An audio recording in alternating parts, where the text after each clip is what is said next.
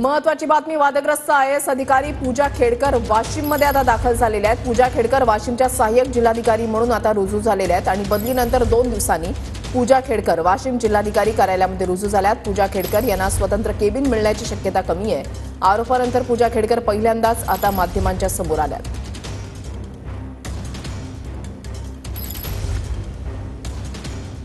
Khedkar madam 2023 बॅचची IAS officer आहे। प्रोबेशनसाठी या वाशिम जिल्ह्यामध्ये अलोकेट झालेली आहे आणि त्याने आज सकाळी रुजू झालेली आहे।